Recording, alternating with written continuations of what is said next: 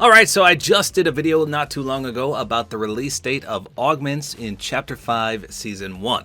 So just in case you came from Season OG where there weren't augments, augments are pretty much perks. So for example, this is one from Chapter 4. It was called Peely's Plunder, and it says receive a treasure map that will lead you to buried treasure.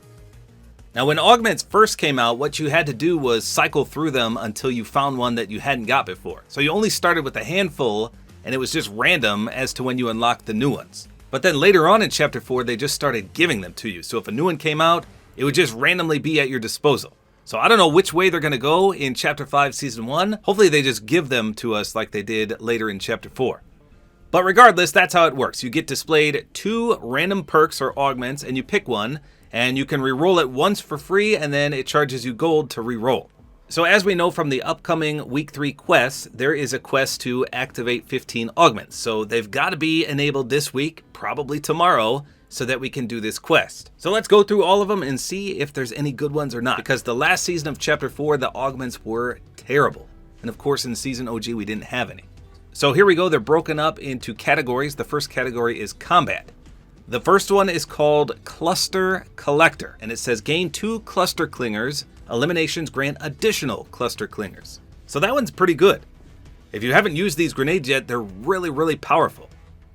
So that means you get 2 right away, and every single elimination after that, you'll get another one.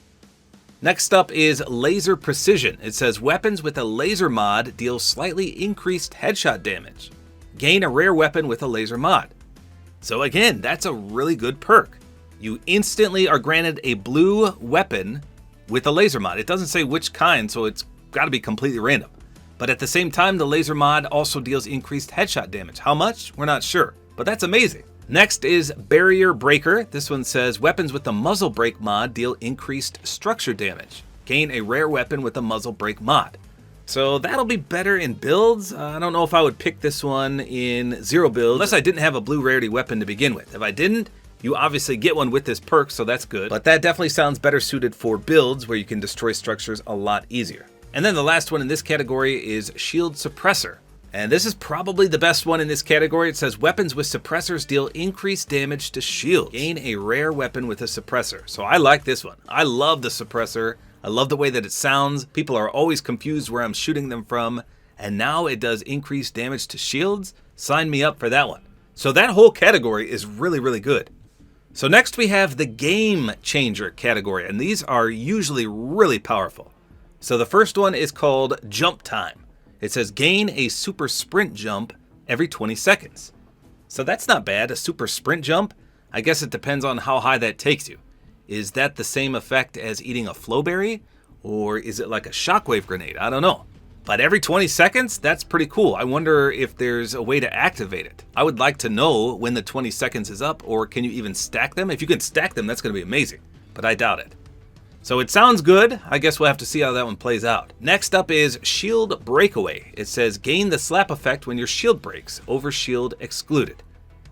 Okay, so that's not bad. I mean, that's not entirely a game changer, but if your shield breaks, you get this super fast speed effect and you can run away. But obviously, as it says, overshield does not count.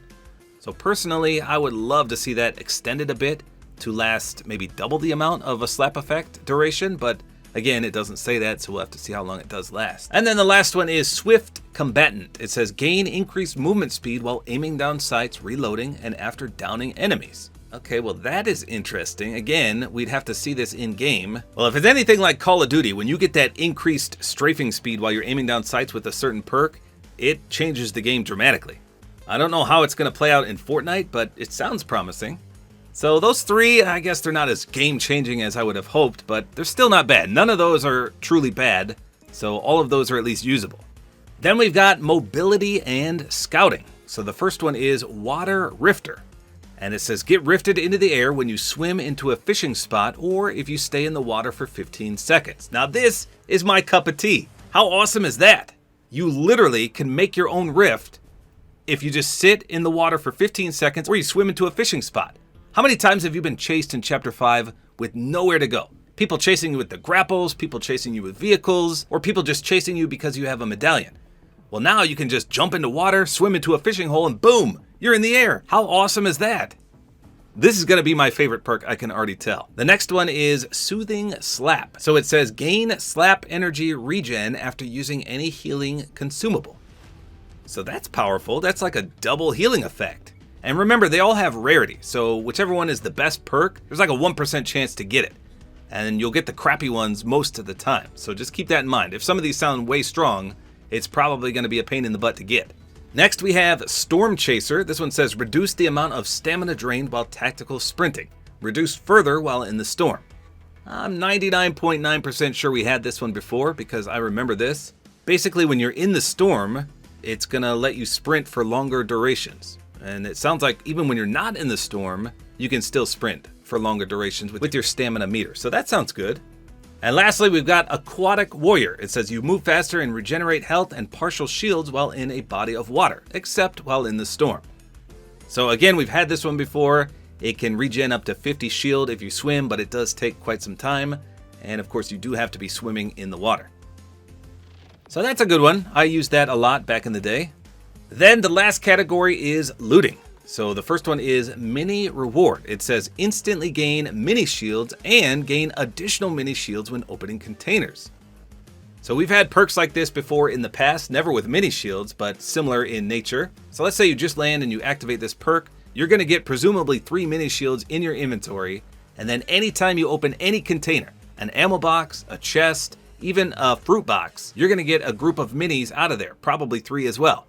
So that's going to be huge for shield. That's really good. Then we got Agile Mending. It says reduce the movement speed penalty while channeling healing items. So I think that means that you're going to be able to run while you're using healables, I think. So new to Chapter 5, you can actually move around and jump while you're taking a mini, taking a big pot, popping a med kit, things like that.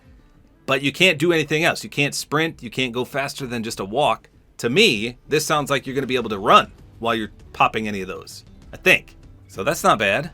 And then the last one on here is Soothing Slap, but we've already read that one in the other category, so that's exactly the same. So I guess there's not 14, there's only 13. I don't know why that one's on there twice. So 13 augments in total. They all sound really, really good. I'm telling you, in the last season of Chapter 4, the augments were pretty much all bad. There was like 2 out of 13 that were usable. The other ones were just terrible. But out of all these that I just read, all of them have their uses. Some of them are more situational than others, but they all sound really, really good. In my opinion, that rifting one is the best one, but I imagine that's going to be a super, super hard to get one. So there you go. Let me know in the comments, what do you think about these? Like I said, a lot of people hate augments and are mad that they're returning, but I welcome them with arms wide open because they add an interesting element to the game. And obviously, it's another use for gold because the more gold you have, the more times you can re-roll, and thus the better chances to getting the best perks available. So I do like that little strategic element to it, but of course you do need gold to make that a reality. So there you go. Again, let me know in the comments which one is your absolute favorite out of all 13. I can't wait to use some of these. There you go. That's all there is to it. Hopefully you guys enjoyed this video. Like is always appreciated. And don't forget to use my Support-A-Creator code, which is tabortime.